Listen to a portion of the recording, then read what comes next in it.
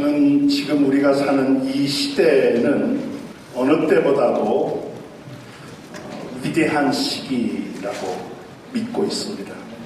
새로운 시대가 열렸습니다.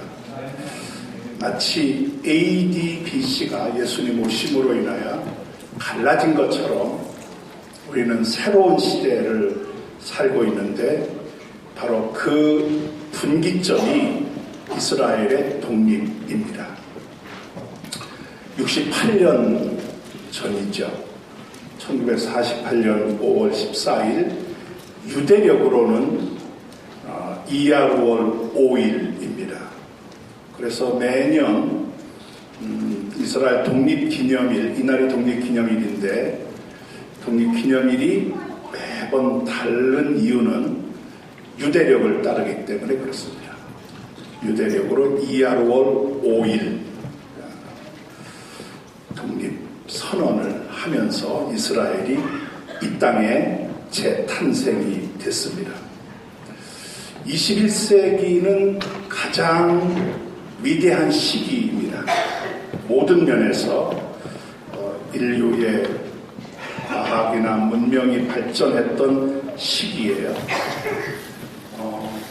자동차가 발명되어서 그 자동차가 움직이기 시작했던 20세기 초였는데 지금은 우주를 오고 가는 그런 시대까지 발전이 됐습니다. 지금도 이세돌 푸단과 알파고가 바둑 대결을 벌이는데 인공지능이 그만큼 발전한 것입니다. 그래서 이제 인류가 인공지능에게 지배를 받느냐 마느냐 하는 그 시험대가 펼쳐지고 있습니다. 그만큼 인류의 모든 분야가 발전했던 시대인데, 그런데 그 21세기의 최대 사건이라고 하면 저는 당연히 이스라엘의 독립이라고 자신있게 말씀드릴 수 있습니다. 눈에 보이는 인류의 발전보다 눈에 보이지 않는 곳에서 움직여 가시는 하나님의 손길이 더 중요하기 때문에 그렇습니다. 이스라엘의 독립은 하나님께서 움직이시는 역사의 드러남입니다. 그래서 이것을 우리는 계시적 사건이라고 부릅니다. 성경이 1세기를 기준으로 기록이 끝났습니다. 신구약 전체가. 그래서 더 이상 성경은 기록할 수 없습니다. 그런데 기록되지 않은, 성경이 완성됐기 때문에 기록할 수 없는 하나님의 계시적 사건, 바로 그게 이스라엘의 독립입니다. 바로 그런 이스라엘의 독립 이후를 살고 있는 우리들은 가장 위대한 시기를 살고 있다. 새로운 시대를 살고 있다. 하나님께서 우리 한국 민족과 교회를 향해서 이 새로운 시대에 사명을 주셨습니다. 우리는 그 사명에 반응을 해야 되는데, 저는 이 모임이 그 반응의 천병처럼 앞장서서 나아가는 모임이라고 믿고 있습니다. 3년 전에 이스라엘 신학 포럼이 이제 구성되고 금년에 세 번째 이스라엘 신학 포럼을 준비하고 있는데, 그것도 하나님께서 미래를 내다보시고 한국 교회의 갈 길을 가늠하기 위해서 주신 하나님의 역사라고 믿습니다. 그런 점에서 이 구체적인 우리의 행동과 함께 신학적인 이 정리도 하나님께서 함께 하고 계시다 봅니다. 이스라엘의 독립을 제가 중요하게 여기는 이유는 하나님의 계시적 사건이기도 하지만 그것이 풀려야 다른 문제가 풀리도록 되어 있습니다. 이 문제를 그냥 내버려 둔다고 하면 다른 문제가 풀리질 않습니다. 그래서 신학적으로 하나님께서 터뜨렸던 이 계시적 사건을 우리가 규명하지 않으면 안 된다 하는 그런 점에서 강조를 드리는 것입니다. 저는 이스라엘의 독립을 한 민족의 독립이 아니라 하나님 역사의 흐름에서 그동안 놓쳤던, 어쩌면 빠졌던 이 연결고리를 하나님께서 우리에게 찾게 해주신 사건이기 때문에 이것은 유대 민족의 그런 역사로 머물러서는 안 되고 이것은 하나님께서 온 세계를 향한 하나님의 사건이기 때문에 우리가 그 점에서 주목해야 한다 하는 것입니다.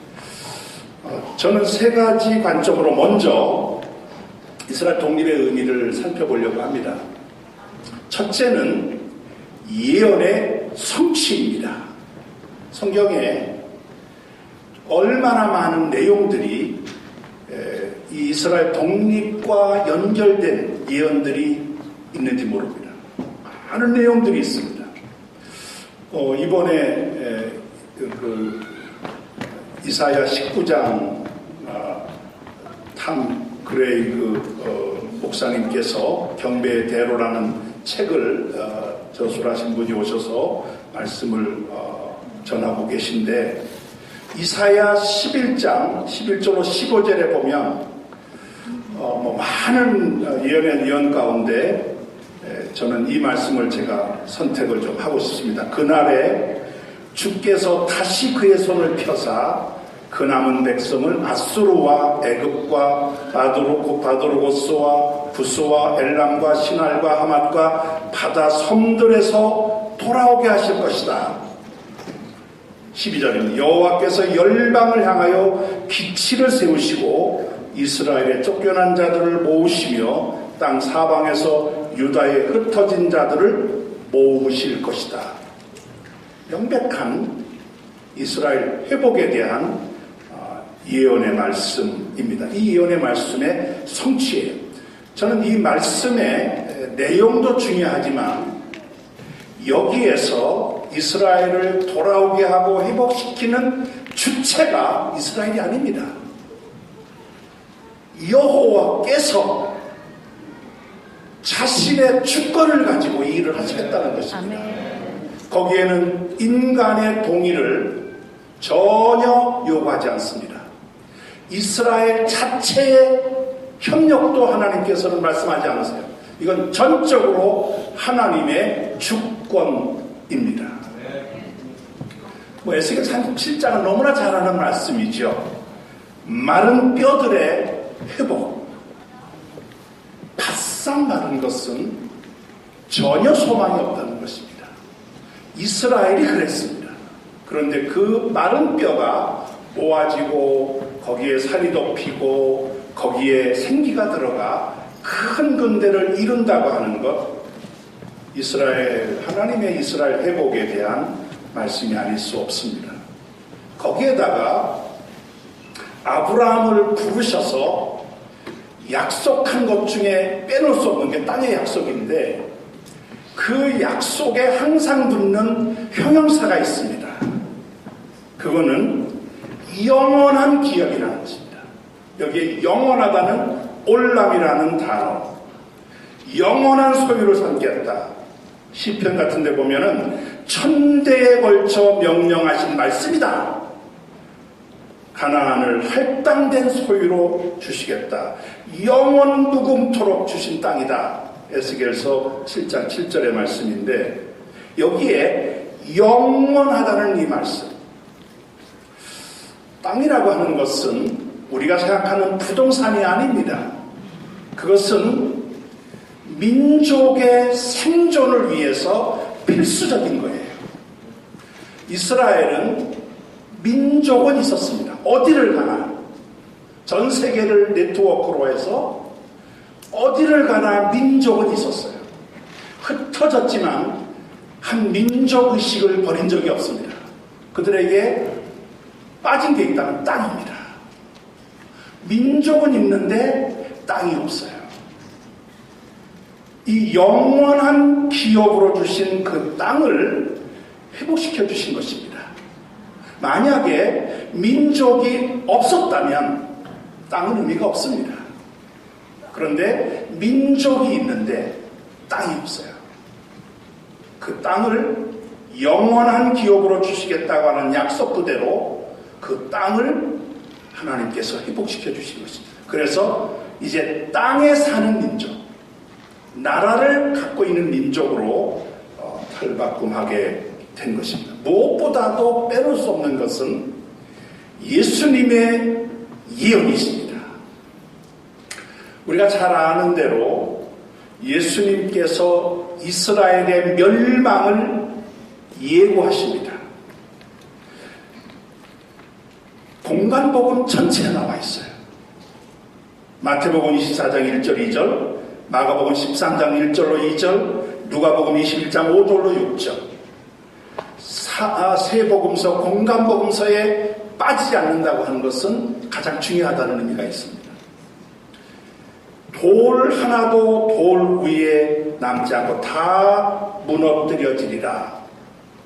이게 바로 AD 70년 로마 티초 장군에 의한 예루살렘과 성전의 파괴입니다. 예수님께서 말씀하셨어요. 구약에 보면 심판이 선고될 때 반드시 따라 나오는 게 회복의 약속입니다. 그래서 심판과 회복은 짝입니다. 마찬가지로 예수님께서 이 심판에 돌 하나도 돌에 남지 않고 다 무너뜨려질 것이라고 하는 이 심판의 예고 바로 마지막 끝에 보면 회복의 약속이 있습니다. 무화과 나무의 비유를 배우라. 가지가 연화해지고 잎이 나면 때가 여름이 가까운 줄 안다. 여름이라는 카이츠는 캐츠와 같은 발음이 비슷하기 때문에 여름은 마지막 때를 가르치는 캐치입니다. 카이츠.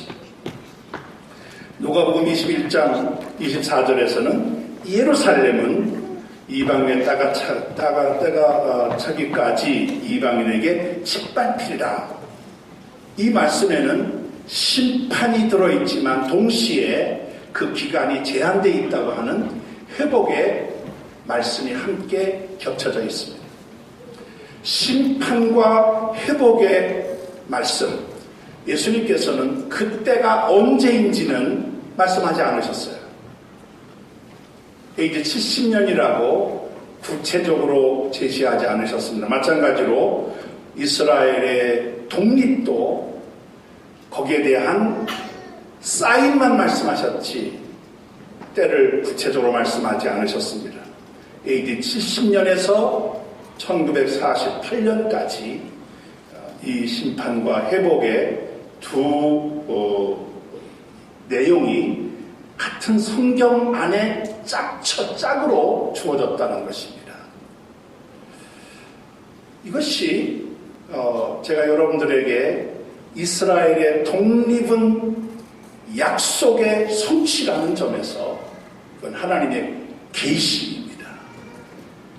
정경이 기록이 끝났기 때문에 성경이 기록되지 않았을 뿐이지 성경에 기록된 만한 그런 영적 가치가 있는 하나님의 성취라고 하는 것입니다. 또 하나 제가 말씀드리고 싶은 것은 하나님의 예언의 성취이지만 거기에는 하나님의 주권을 가지고 이 일을 이루어 가시지만 이스라엘 민족이 그것을 긍정적으로 받아들여서 끝까지 지켰다는 것입니다. 저는 그런 점에서 기도의 응답이라고 합니다.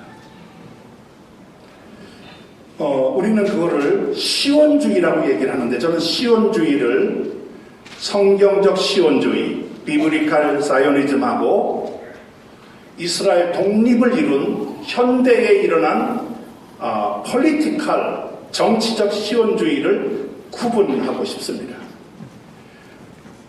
비블리칼 시오니즘, 성경적 시온주의, 그거는 기도였습니다. 그 기도가 응답하는 형태가 정치적 시온주의예요. 그러니까 이 둘 사이에 긴밀한 연관성이 있는 것입니다. 이스라엘 백성들, 유대인들은 시온을 버린 적이 없습니다. 이것은 이미 바벨론 포로를 갈 때부터 이스라엘의 영적 DNA 속에 심겨져 있던 것입니다. 시편 구석구석마다 시온에 대한 그 염원이 담겨져 있습니다. 시온을 향한 기도, 아마 이것은 그 출발점을 아마 구체적인 출발점을 제시하라면 다니엘의 예루살렘을 향한 창문을 열고 하루에 3번씩 기도했던 것입니다. 다니엘로부터 시작된 시온을 향한 방향을 정해놓고 기도하는 것은 지난 2000년 동안 회당이 지어지는 방향이 어디인지 정확하게 방향을 정해놓지 않습니다. 왜냐하면 회당의 지향점은 예루살렘입니다. 북쪽에서는 남쪽으로 향할 것이고, 남쪽에서는 북쪽으로 향할 것이고, 서쪽에서는 동쪽으로 향할 것이고, 동쪽에는 서쪽을 향하는 것입니다. 그러니까 회당을 짓는 방향은 정해져 있지 않습니다. 어디에 있든지 예루살렘을 향하도록 되어 있어요. 이거는 지난 2000년 동안, 아니 그 이전 바벨론 포로 생활 그때부터 2500년 이상 동안 지속된 그들의 염원 기도입니다. 아미다라고 잘 아시는 18개의 기도문 중에 중요한 내용 하나가 시온의 회복을 기도하는 것입니다. 잘 아시는 6월절 마지막 기도, 베샤나아바 비루샬라이. 내년에는 이 기도를 예루살렘에서 하게 해주십시오. 베샤나아바 비루샬라이. 2000년 동안 마치 에스겔의 마른 뼈처럼 전혀 가능성이 없는데도 이 기도를 계속 드린 것입니다. 기도의 응답입니다. 식사 기도에 매일 식사할 때마다 기도하는 기도에 하나님은 예루살렘을 세우시는 분이십니다. 식사 때마다 무너진 예루살렘을 생각하며 밥 먹을 때마다 예루살렘을 세우시는 하나님. 그 말은 무엇입니까? 예루살렘을 회복시켜달라는 기도입니다. 집을 지을 때도 회반죽을 해치를 할 때 마지막 한 부분만큼은 회반죽을 하지 않는, 바로 그것도 시온을 향한 기도였습니다. 결혼식에서 마지막 순서가 포도잔을 떨어뜨려 깨뜨리는 것, 가장 즐거운 결혼식에서 무너진 예루살렘과 그 성전을 기억한다는 것, 이 생활 속에 깊이 들어와 있는 시온을 향한 기도, 거기에 대한 응답입니다. 하나님께서는 그 기도를 버리지 않으신 것입니다. 문제는 너무 오래 걸렸습니다.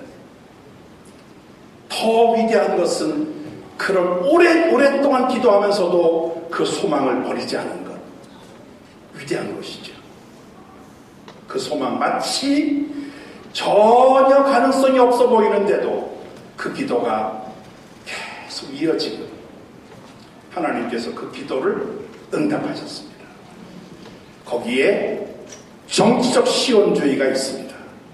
저는 이번에 예루살렘에서 이스라엘 신학, 특별 이스라엘 신학 포럼을 하면서 이 시온주의, 정치적 시온주의에 대한 배경과 그 과정을 제가 발표를 했는데, 잘 아시는 데오도로 헤르첼입니다. 데오도로 헤르첼은 신앙적으로, 유대교적 신앙적으로 망난입니다. 전혀 전통적인 신앙인이 아닙니다. 그는 오히려 세큘라, 심지어는 그는 평상시에 유대인 문제를 생각하면서 차라리 기독교로 다 개종하면 유대인 문제가 해결될 수 있겠다, 그렇게 생각했던 자유주의자입니다. 하나님께서 정치적 시온주의를 일으키는데 이스라엘 건국을 위한 중요한 초석을 놓는데 신앙인을 선택하지 않았습니다. 실질적으로 일할 수 있는 사람, 정치적으로 깨어있는 사람을 선택하셨어요. 저는 이 데오도로 헤르첼의 선택은 기도 응답의 결과로 하나님 주권으로 이 일을 이루셨다는 증거라고 봅니다. 만약 전통적인 신앙에 있던 사람이라면은 그는 자기들의 어떤 신앙을 자랑했을 수도 있겠죠. 이 사람 자체는 신앙이 없습니다. 오히려 유럽 시민으로 다 탈바꿈해야 우리 유대인들이 대접받고 산다고 생각했던 세큘라 유대인입니다. 근데 그가 돌아설 수 있었던 것이 드레푸시 재판 사건입니다. 파리 한복판에서 불나서 혁명의 본거지였던 파리 한복판에서 평등 사상이 그렇게 강조됐던 불란서 한복판에서 드레푸시라고 하는 유대인 대위가 이 무고하게 그 간첩죄를 뒤집어 쓰고 재판을 합니다. 모든 사람이 다 아는, 그가 무죄하다는 걸 다 아는데 희생양을 삼으려니까 그를 억지로 재판을 합니다. 이걸 직접 취재하는 데오도로 헤르첼 특파원으로. 그는 충격을 받는데, 그거는 처음에는 드레푸시 죽여라 라고 고함을 치던 사람들이 점점점 구호가 바뀌는데 마지막에는 유대인 죽여라로 바뀌어버립니다. 여기에 그는 충격을 받습니다. 이제는 유럽의 그런 어떤 상식, 유럽의 어떤 문명, 이것이 유대인 문제 해결할 수 없다는 것을 그는 알게 되고 그는 돌아섭니다. 그게 바로 정치적 시온주의의 시작입니다. 데오도로 헤르첼의 목표는 단 하나예요. 나라를 세운다, 팔레스타인에. 옛 고토의 나라를 세운다. 방법은 기도가 아닙니다. 강대국, 세계 강대국을 설득해서 외교로 승인을 얻는 것입니다. 그래서 정치적 시온주의라고 합니다. 지금까지 한 번도 시도해보지 않았던 방법입니다. 기도만 했었어요. 그런데 데오도로 헤르첼은 기도에 익숙하지 않은 사람이기 때문에 엉뚱한 생각을 한 것입니다. 이게 하나님의 주권입니다. 그동안 2000년 이상 기도한 내용이 한 사람에게 집중되어서 드레푸시 사건으로 회심을 한 거죠. 그리고 그가 책을 하나 쓰는데 유대인 국가라는 책입니다. 이것이 선풍적인 인기를 얻으면서 1년 뒤에 1897년에 바젤에서 제1회 시온주의자 모임을 갖습니다. 이것은 정치적 모임입니다. 한 번도 시도하지 않았던 강대국의 승인을 받아 나라를 인정받는 것, 이게 시온주의예요. 우리 시온주의를 어떤 신앙적인 관점으로 볼 필요 없어요. 이미 그거는 2000년 동안 누적된 기도의 응답으로 현실적인 문제를 망나니 같은 데오도로 헤르첼, 전혀 신앙과 상관없는 그런 사람을 딱 들어서 이 일을 실행하게 됩니다. 그런데요, 데오도로 헤르첼은 비엔나, 오스트리아 비엔나에 살고 있는 유대인인데 법학을 공부하고 법조 일을 보기도 합니다. 그러나 글쓰기를 너무 좋아해서 희곡을 쓰고 그러다가 신문 기자가 되고, 그리고 유대인 국가라고 하는 팜프렛 형식의 공상소설을 쓴 거지, 그가 시온주의의 그런 앞장서는 인물이 지도자가 된 것입니다. 현실적으로는 그가 생각했던 만큼 당시의 강대국, 특히 팔레스타인을 지배했던 오스만 터키의 황제를 설득할 방법이 없었습니다. 그래서 그는 큰 꿈을, 비전을 갖고 도전을 해보지만 번번이 막혀버립니다. 그럴 때 나타난 인물이 윌리엄 해클러라고 하는 목사인데, 영국 교회 목사입니다. 출신은 아버지가 독일 계통의 사람이기 때문에 독일의 피를 갖고 있는 윌리엄 해클러라고 하는 인물이, 그가 쓴 유대인 국가를 읽으면서, 그도 유대인의 관심을 많이 갖고 있었던 회복주의자였기 때문에 그는 데오도르 헤르첼을 찾아서 만나게 됩니다. 그리고 이 해클러가 문을 열어주기 시작합니다. 왜냐하면은 이 해클러는 영국 사람인, 영국 목사인데 당시 그 비엔나의 영국 대사관의 채플린 그 목사였습니다. 채플린 목사였는데, 그는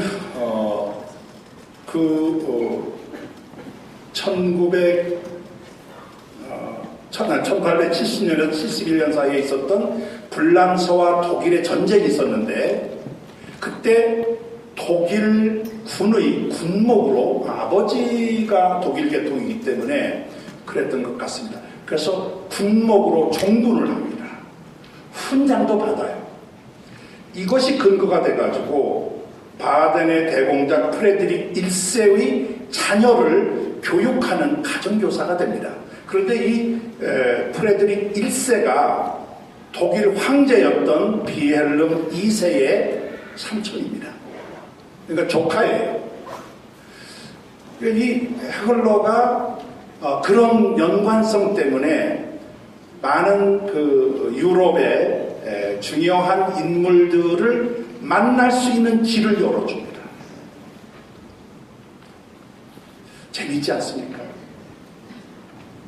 망나니 같은 데오도르 헤르첼, 거기에 영국교회 회복주의자의 목사가 중요한 역할을 하게 됩니다. 이 데오도르 헤르첼이 딱 한 번 팔레스타인을 방문합니다. 그는 성지순례한 게 아닙니다. 거기에서, 팔레스타인에서 터키의 오스만 터키의 황제와 독일 황제가 만나도록 돼 있었어요. 그래서 이 두 황제가 팔레스타인에 방문을 하는데, 그들을 만나기 위해서 데오도르 헤르첼이 팔레스타인을 방문합니다. 이 데오도르 헤르첼은 철저하게 정치적 시온주의, 정치적으로 문제 해결을, 나라를 세워야 된다는 것에 골몰한 사람이에요. 그런데 그때 그와 동행했던 인물이 윌리엄 해클러입니다. 왜냐하면 앞길을 열어줘야 되기 때문에. 마지막 1904년 44세로 헤르첼이 일찍 죽습니다. 그의 마지막 그 죽음의 침상에 가족 외에 유일하게 참석했던 인물이 해클러예요. 제가 이 말씀을 드리는 이유는 헤르첼의 가장 측근 중에 측근은 유대인이 아니라 영국교회 목사 해클러였다는 것입니다. 그는 마지막 죽기 전에 유언을 남겨요. 자기 동족 유대인에게 해클러를 잊지 말아라. 그런데 유대인은 그를 잊어버립니다. 그러다가 그가 죽은 지 1937년에 그도 죽는데 쓸쓸하게 영국 북부 지역의 공동묘지에 묻히는데 묘비명도 없이 묻힙니다. 그런데 1931년에 죽는데 80년이 지난 뒤에 유대인 단체가 헤클러의 무덤을 찾아서 비문을 정성스럽게 마련해 줍니다. 이것은 이스라엘 제루살렘 포스트나 하아레츠 같은 신문에 자세하게 보도가 되어 있습니다. 2010년에 유대인이 오랫동안 잊었다가 그 헤클러의 공적을 찾아서 감사의 표시를 한 것이죠. 이 데오도르 헤르첼은 1897년 제1차 바젤에서의 시온주의 회의를 마친 다음 그의 일기에 이렇게 씁니다. 오늘 우리는 이스라엘 나라를 세웠다. 1897년입니다. 처음 바젤 회의를 열고 난 뒤에 거기에 뭐라고 쓰느냐면은 지금 이 이야기를 큰 소리로 얘기하면 나를 미쳤다고 할 것이다. 그러나 5년 뒤, 아니 50년 뒤, 적어도 50년 뒤가 되면 현실이 될 것이다. 그럽니다. 이 헤르첼은 비저너리예요. 헤르첼의 그 영감이라고 할까? 그 정확하게 50년 뒤에 교신집은 1947년이거든요. 이스라엘은 독립을 합니다. 왜 48년인데 그러냐? 아닙니다. 이스라엘 독립은 1947년 11월 29일 유엔에서 이스라엘 독립을 승인하는 날 이미 독립이 된 것입니다. 그때부터 5월 14일까지는 이스라엘을 지배했었던 1921년부터니까 약 한 27년간 이스라엘을 통치했던 영국의 식민지 정부가 철수하는 기간입니다. 이스라엘은 영국이 철수를 마치는 날, 그게 5월 14일입니다. 그날 독립선언을 합니다. 그러니까 이미 1947년 11월 29일 날 유엔에서 이스라엘 독립을 승인하는 날 유엔 총회에서 이미 독립이 이루어진 것이에요. 그런데 영국이 모든 것을 정리하고 철수하는 그 기간이 5월 14일까지 걸렸던 것이죠. 그러면 데오도르 헤르첼의 50년 뒤가 되면 현실이 될 것이다 라고 하는 그의 예언은 그대로 적중한 것입니다. 저는 이 사실을 정리하면서 하나님께서 예언을 통해서 하나님의 주권으로 약속하셨는데 그거를 놓치지 않은 이스라엘 백성들의 그 수천 년을 내려오는 기도, 그 결실이 데오도르 헤르첼이라는 인물을 통해서 정치적 시온주의로 자리 잡게 되었고 그것이 독립을 가게 되는데 거기에 영국 당시에는 그 이스라엘 회복에 대한 관심을 가장 많이 가졌던 나라가 영국입니다. 그거는 청교도부터 내려왔던 전통입니다. 그런 점에서 영국이 대영 제국으로 전 세계를 지배할 수 있었던 것 이유 중에 하나가 이스라엘을 향한 이 회복의 관심 거기였다고 저는 봅니다. 그런데 영국이 이스라엘을 지배하는 동안 식민지 통치를 하는 동안 영국은 이스라엘 독립을 보장해주는 그 선언까지 했으면서도 경제적인 여러 가지 복잡한 이유 때문에 석유의 의존할 수밖에 없었던 당시 상황에서 아랍 편을 들기 시작합니다. 그런데 그것이 대영 제국의 종말을 가져옵니다. 성경에 나와 있는 그대로 시편 122편 6절에 나와 있는 그대로 예루살렘을 위하여 기도하라. 예루살렘을 사랑하는 자는 예루살렘 평안을 위하여 기도하라. 예루살렘을 사랑하는 자는 형통하리라 하는 그 말 그대로 대영 제국의 부흥과 몰락이 그렇게 연결된다고 하는 것을 볼 수 있겠다. 이제 거기에 그 윌리엄 헤클러라고 하는 한 인물이 구체적으로 도왔다는 거예요. 저는 그런 점에서 이스라엘 독립은 기도의 응답이고 예언의 성취고 기도의 응답이고 우리 기독교가 도운 것입니다.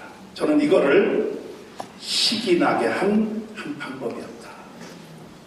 유대인들이 정치적으로 유럽의 강국들을 그들의 도움을 받지 못할 때 앞장서서 그 길을 열어주는 것.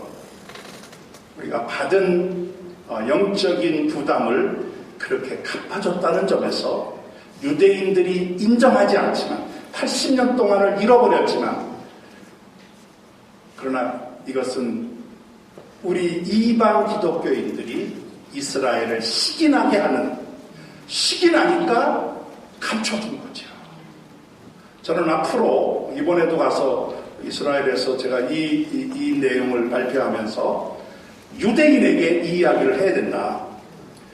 기독교가 얼마나 중요한 역할을 했는데 그거에 대해서 눈을 감으면 안 된다 하는 이야기를 해야 한다고 저는 보고 또 그렇게 강조를 했는데 다행스러운 것은 2010년에 헤클러의 그 초라한 무덤에 좋은 비문을 세워서 그의 업적을 기렸다고 하는 것 좋은 사인이 아닌가 싶습니다.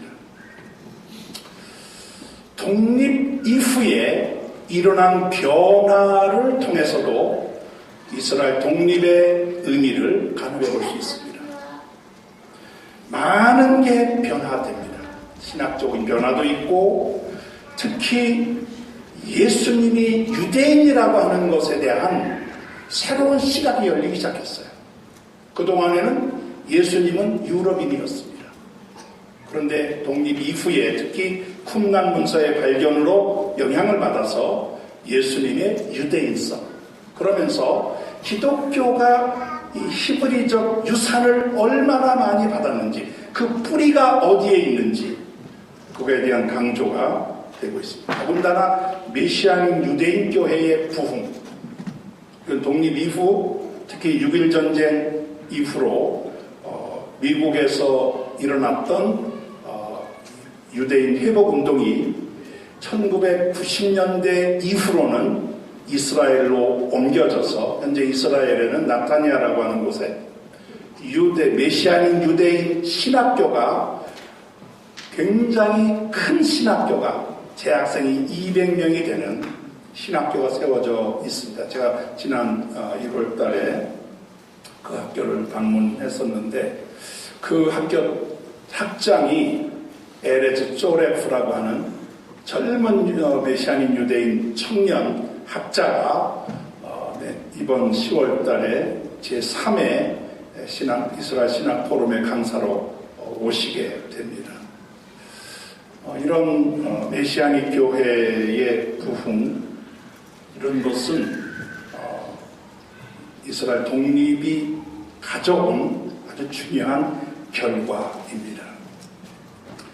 그런데 이제 이런 모든 것을 그 결과 중에 우리가 빼놓을 수 없는 것은 그동안 대체 신학이라고 하는 이 대체 신학은 교회가 이스라엘을 대신했다는 것입니다. 그래서 이 대체 신학이 설 자리를 잃어버렸어요.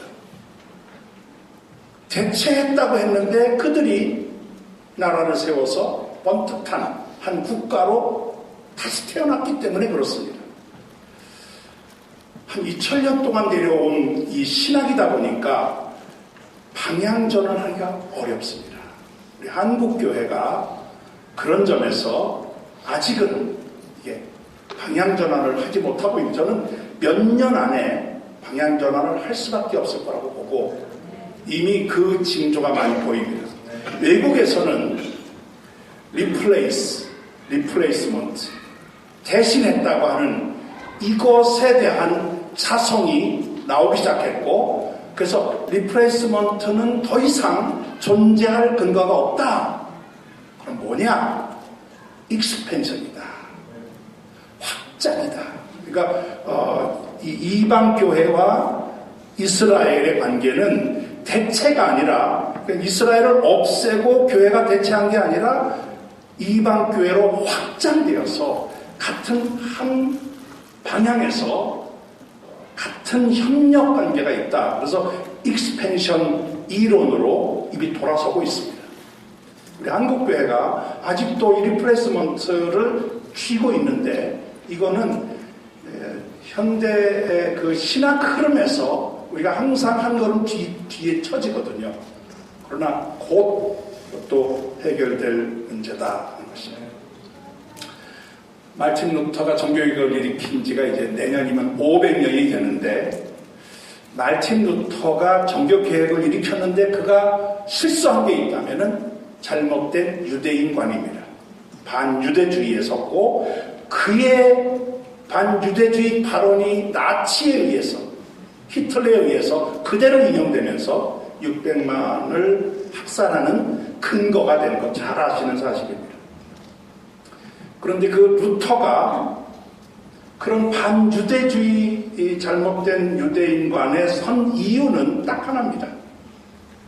분명히 성경에는 이스라엘이 본토로 돌아와서 나라를 세우도록 되어 있는데, 나라 없이 흩어져 지나는 저 유대인들, 그런 점에서 성경과 상관없는 유대인이라고 그가 평가를 한 것입니다. 만약 그가 지금 살아있다면 가장 앞장서서 대체주의 신학을 거부했을 뿐입니다. 그는 500년 전 유럽에 흩어져 지내는 유대인들을 보고 잘못된 유대인관을 가질 수밖에 없었던 것이죠. 그런 점에서 유대인에 관한 우리는 루터보다 위대한 사람들입니다. 우리는 이미 이스라엘의 독립을, 나라를 세워서 당당하게 선진국에 진입한 이스라엘을 보고 있기 때문에 그렇습니다.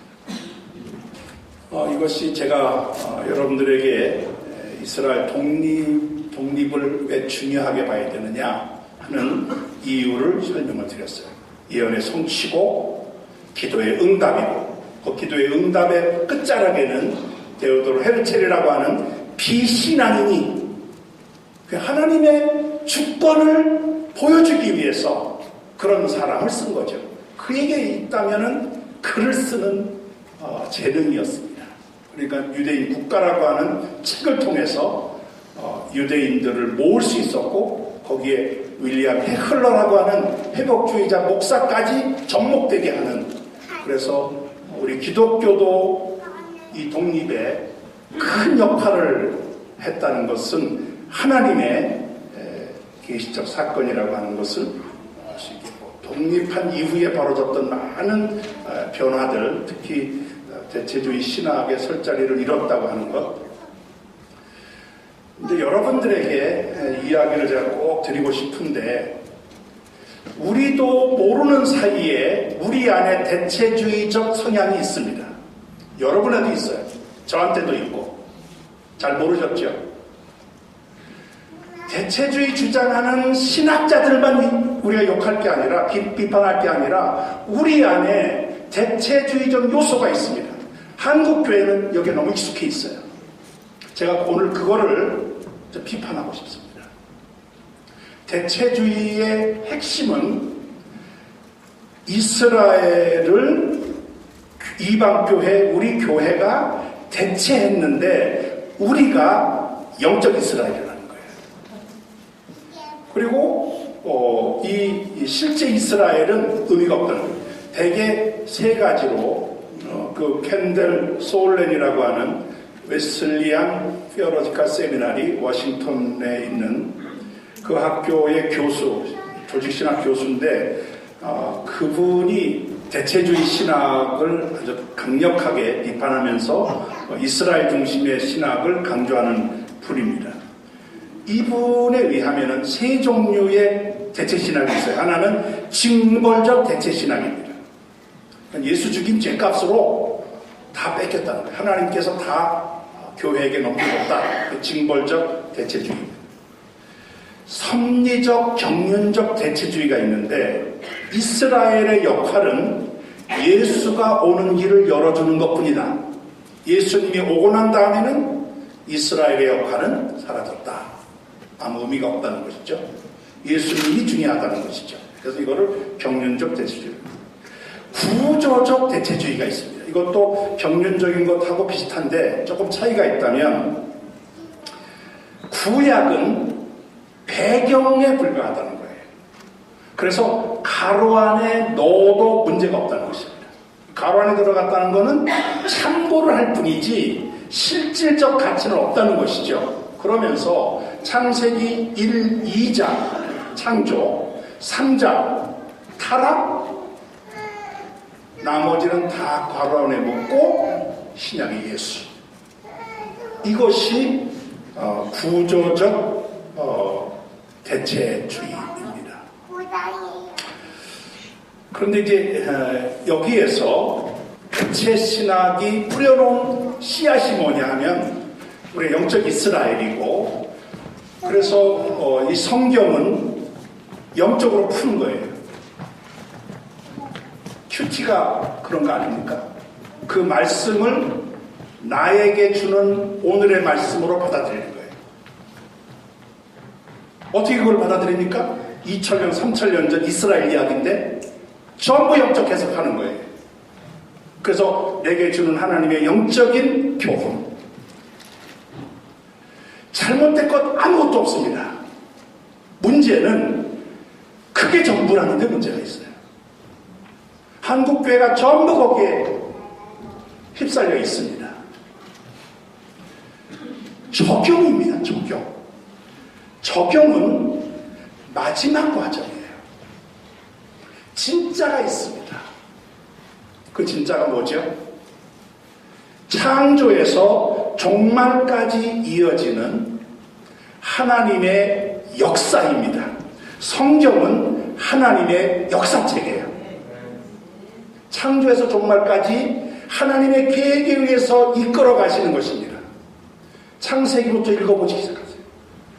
저희 가정이 3월달 들어서 하루에 5장씩 가족 전체가 성경을 읽어가고 있는데, 다시 한번 매일매일 성경을 읽으면서 제 느낌이 뭐냐 하면은 너무나 큰 하나님의 역사의 그림이 성경 속에 있는 것입니다.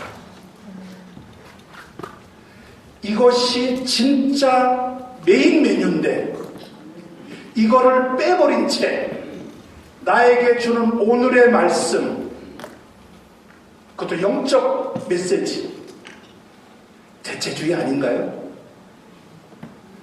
그거는 큰 하나님의 역사 그림 속에 내게 마지막 적용해 주어져야 되는데 이것이 없이 요것만 있는 거예요. 한국교회의 현실입니다. 그런데 큰 하나님의 그림 속에는 중심이 뭐죠? 이스라엘입니다. 이스라엘이 중심적 자리를 차지하고 있어요. 그러면 영적 해석을 하는 중심은 누가 있습니까? 내가 있는 거예요. 하나님의 큰 그림이 없으면 내가 주인공입니다. 그 말씀이 나를 위한 하나님의 말씀. 너무나 당연한 건데 내가 지향해야 될 메인 메뉴가 없으면 하나님을 나에게 예속시키는 것입니다. 저는 대체주의 신학이 우리에게 보이지 않는 악영향을 끼쳐서 이 큰 그림을 놓치게 했다 하는 새로운 자각을 갖습니다. 하나님이 아브라함을 부르십니다. 어디로 부르시죠? 가나안으로 부르시죠? 가나안은 당시 상황으로 말하면 변두리예요. 진짜 중심지는 메소포타미아, 우르와 하란입니다. 그리고 남쪽으로 내려오면 이집트가 있어요. 이집트가 이제 멤피스라고 하는 중심지가 있습니다.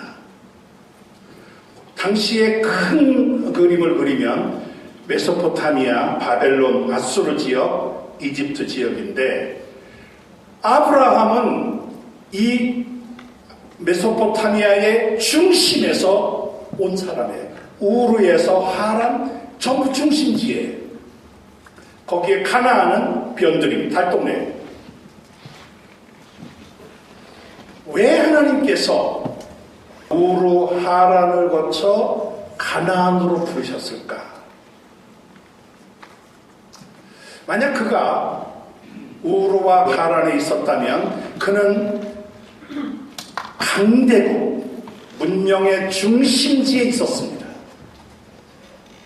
그런데 왜 하나님께서 가나안으로 부르셨을까?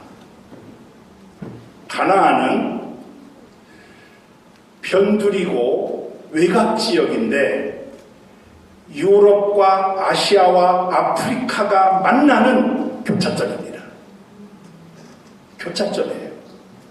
잘 보세요. 이스라엘 지도를 놓고 아시아와 유럽과 아프리카가 서로 교류하는, 그래서 랜드 브리지라고 합니다.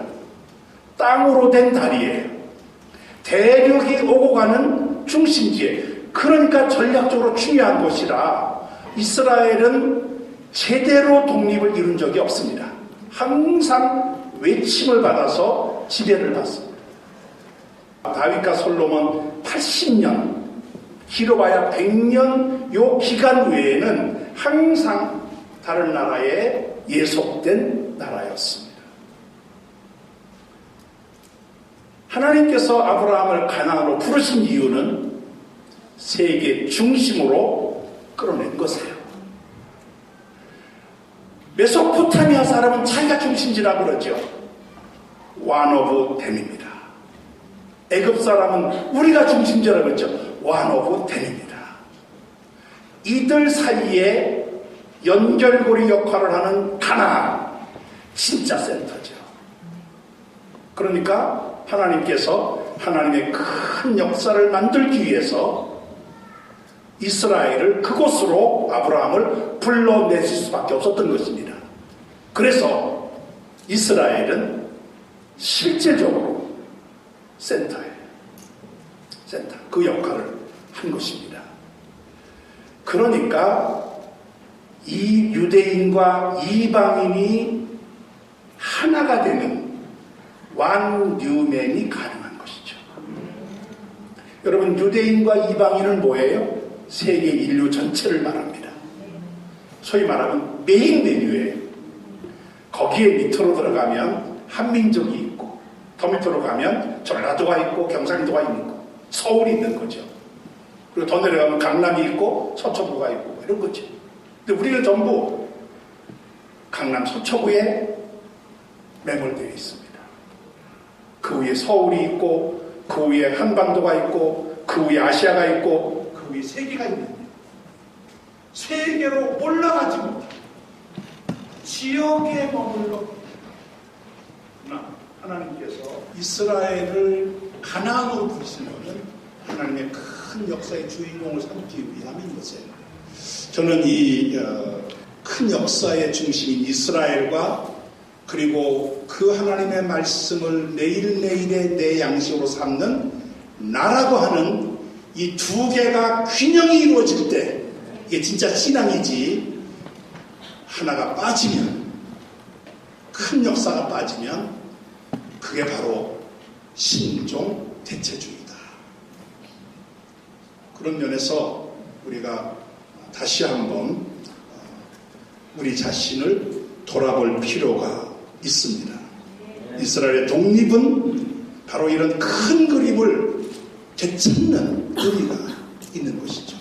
더 이상 대체주의는 우리에게 있어서는 안 됩니다. 여러분 속에 보이지 않는 영적인 해석에 너무 민감하고 그걸 개인화시키는 이런 그것을 뛰어넘어서 하나님의 큰 그림 속에 내 위치를 늘 설정하는 이스라엘의 회복을 여러분들이 기도할 때 이게 바로 건강한 교회다 하는 것입니다. 한 가지만 더 말씀을 드리고 마치겠는데 최근에 아까 말씀드린 켄델 솔렌 교수가 1996년에 The God of Israel and Christian Theology, 이스라엘의 하나님과 기독교 신학이라고 하는 책을 썼는데 그 책에서 Mutual Blessing, 축복의 상호성이라는 말을 씁니다. 근데 이거를 2013년에 다니엘 저스터, 티푼 교담의 이제 그 대표자이시도 한 그분이 Mutual Blessing, Discovering the Ultimate Destiny of Creation.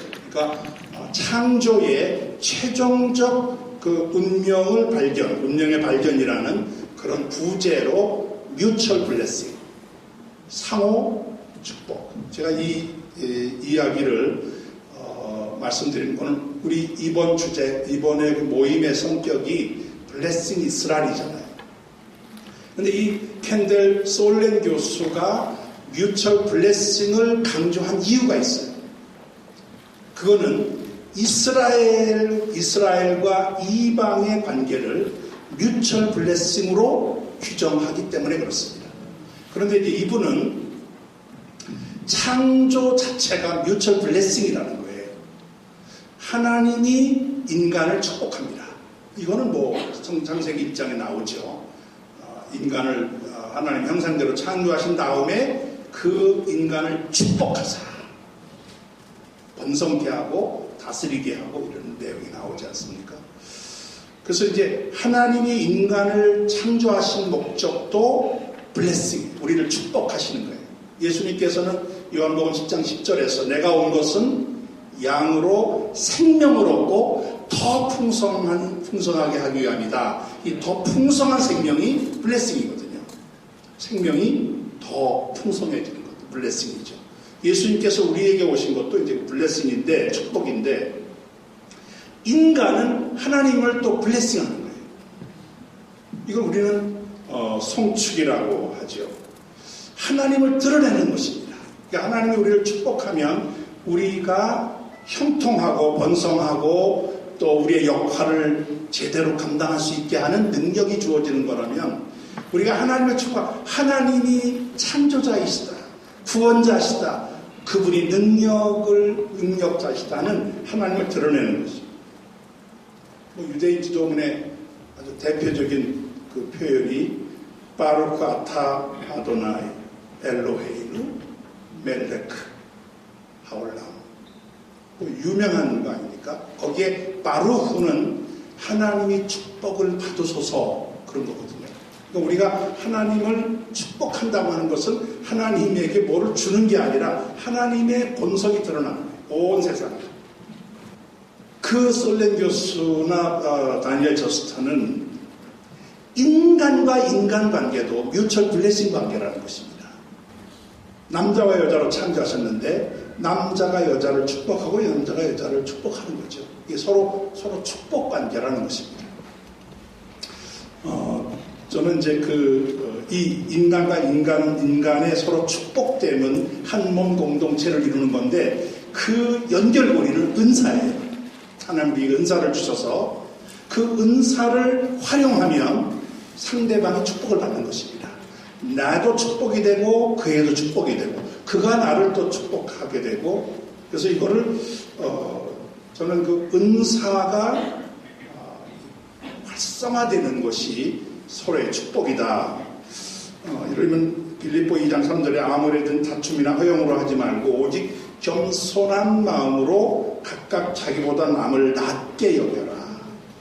남을 낮게 여긴다는 게 상대방의 인격과 은사를 인정하는 거거든요. 그러면은 그 은사가 내게도 또 돌아오는 거예요. 내가 그를 인정하면 그가 나를 인정하고, 내 은사가 활용되면 그에게 유익하고, 그의 은사가 활용되면 나에게 유익하고, 그래서 은사를 통해서 서로 이거를 이스라엘과 열방과의 관계도 뮤추얼 블레싱으로 봅니다. 뭐 이스라엘이 존재하는 이유 잘 아시죠? 아브라함에게 준 약속대로 너로 말미암아 만민이 복을 받게 하는 것이다. 제사장 나라로 삼켰다. 제사장 나라가 축복하는 권한을 갖고 있지 않습니까? 제사장이. 그래서 이제 이 이스라엘이 열방을 축복하는 거죠. 그 축복의 핵심으로 예수님이 또 오신 것도 포함이 됩니다. 열방이 이스라엘을 축복해야 된다. 뮤추얼 블레싱에 의해서. 저는 이게 뭘까? 제가 이 주제를 갖고 더 이제 성경 연구를 하면서 해야 되는데, 일단은 제가 이런 말씀을 드릴 수 있겠어요. 이스라엘을 통한 하나님의 계획을 인정하는 게 블레싱이다. 이스라엘의 존재를 인정해 주는 거죠. 그를 통해서 하나님이 하시고자 하는 역사를 우리가 받아들이는 것입니다.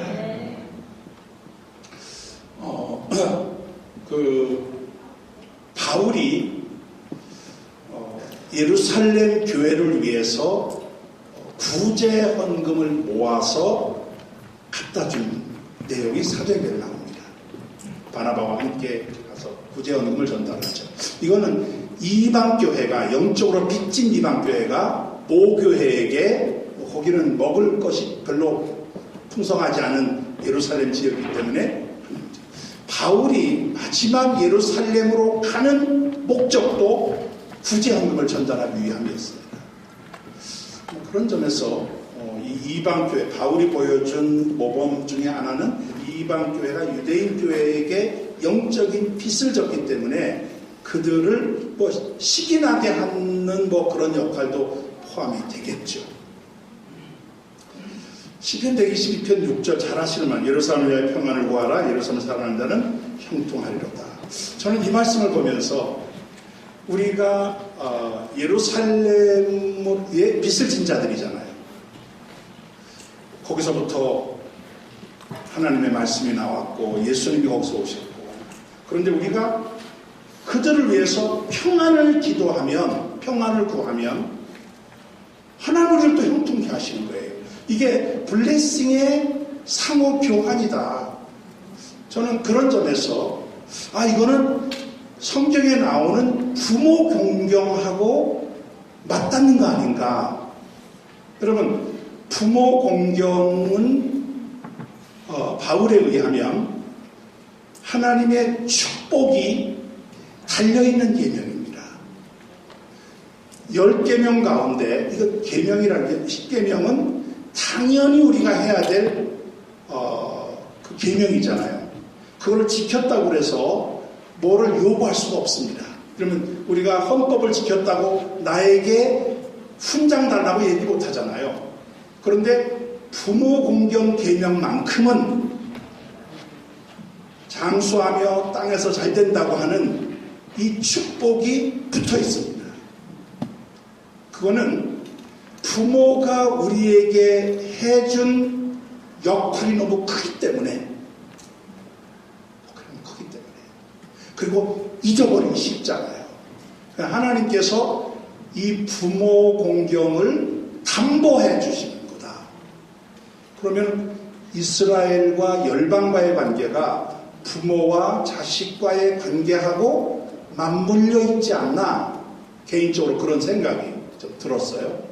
그러니까 이스라엘로부터 우리가 많은 것을 받았는데 그 이스라엘에게 우리가 축복을 전달하면 하나님은 또 우리에게도 축복을 주시는 거예요. 그래서 이 상호, 축복의 상호성이 계속 이어가도록 이렇게 설정해 주셨다 하는 것입니다. 저는 우리 한국교회가 이방교회의 대표 주자라고 확신합니다. 이유는 딱 하나예요. 우리는 반유대주의 청정지역입니다. 행정지역. 역사적으로 그렇습니다. 우리는 유대인과 함께 산 적이 없어요. 그냥 싸운 적도 없어요. 결혼 안 했으니까 부부싸움도 없었던 거죠. 그것이 지금 와서 보니까 우리가 너무 많은 이점을 가지고 있는 거예요. 선입견도 없고. 단 대체주의라고 하는 이 서양 신학이 그냥 들어와서 우리에게 영향을 끼칩니다. 그 영향에 신학자들만 비판할 게 아니라 여러분도 보이지 않게 영적 해석에 익숙하다 보니까 이 이스라엘의 위치를 우리가 놓쳐버린 채, 큰 역사를 놓쳐버린 채 우리만 좋은, 우리 중심적인 해석이 너무 난무하고 있다. 이게 한국교회의 현실입니다. 이거를 균형 있게 만들어가는 게 이스라엘의 가치를 되찾는 것이다. 그런 점에서 우리에게 유익한 축복이다 하는데, 이스라엘과 우리는 역사적으로도 공통점이 많은데, 내후년이 되면 이스라엘 독립 70주년인데 우리는 정부 수립 70주년입니다. 그러니까 어떻게 보면 그 나라를 세운 그런 해도 48년 똑같이 되어 있어요. 마지막 땅끝 선교의 선두주자가 하나님 우리에게 그 일을 맡겨주셨는데, 통일 문제와 연결되어 있다고 저는 보기 때문에 이 통일 문제의 그 축복을 우리가 얻으려면 땅끝 선교에 앞장서야 된다 하는 그런 관점에서 저는 이제 그 한국 교회가 이방 교회의 대표로서 이 이스라엘의 문제를 앞장서서 해결하는, 실질 사역에도 그렇고 신학적 관점에도 그렇고 그런 과제가 우리에게 있다. 저는 35년 전 1981년에 이스라엘을 갔습니다. 꽤 오래됐죠. 이게 따지고 보니까 지금 68년 됐는데 이스라엘 독립, 그러니까 이스라엘 독립 제가 간 때가 지금으로 따져서 정확히 중간쯤 되는 때 갔던 것 같아요. 그때는 이스라엘이 많이 알려지지도 않았고, 그런데 가서 제가 많은 이제 유익을 이스라엘로부터 얻었어요. 그래서 빚을 많이 지고 있는데, 그러다 보니까 제 자신이 이스라엘에 빚을 졌을 뿐만 아니라 그 빚이 제게 은사로 작용을 하고 있습니다. 그래서 이스라엘을 위해서 기도하는 것은 물론이거니와 신학적으로 이제 이 일을 하는 일을 제게 준 사명이요 은사로 알고 즐거움으로 이 일을 감당하고 있는데, 여기 계신 여러분들도 그런 점에서 이스라엘의 은사를 받은 분들입니다. 저는 많은 은사의 종류가 있는데 남자 여자도 은사예요. 하나님이 나눠준 거니까 은사입니다. 목회자로 있는 것도 은사고 평신도로 있는 것도 은사예요. 그러니까 내가 목사 평신도가 뭐 이렇게 엄청난 이게 대비가 되는 게 아니라 역할이 다른 거예요. 근데 이제 거기에 이제 많은 기능적인 은사가 있죠. 근데 마지막 은사는 내가 무엇을 향하여 내 생애를 방향을 맞출 것인가. 선교에서도 은사가 있다고. 어떤 사람은 모슬렘권에 은사가 있는 분이 계세요.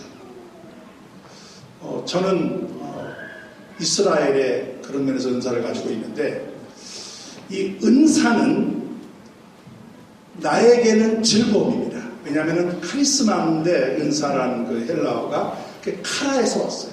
카라는 즐거움이라는 뜻입니다. 그러니까 은사는 내게 즐거워야 돼요. 그게 귀찮거나 그거 하면 힘들면 은사 아닙니다. 그거는 조금 바꾸셔야 돼요. 근데 그것만 하면 신이 나고 힘이 나고 그것만 하면 산 맛이 나오고, 이게 이제 은사거든요. 은사의 또 다른 특징은 내가 그 은사를 시행하면 주변 사람들에게 유익함이 있어요. 그래서 다른 사람이 영향을 받습니다. 내가 즐겁고 내적으로 내가 즐겁고 다른 사람에게 유익이 있으니까 뭐예요? 전체가 즐거운 거예요. 이게 은사입니다. 여기 계신 여러분들이 그 은사를 잘 활용하시기를 바라요. 아직도 이 은사에 들어오지 않은 사람이 많습니다.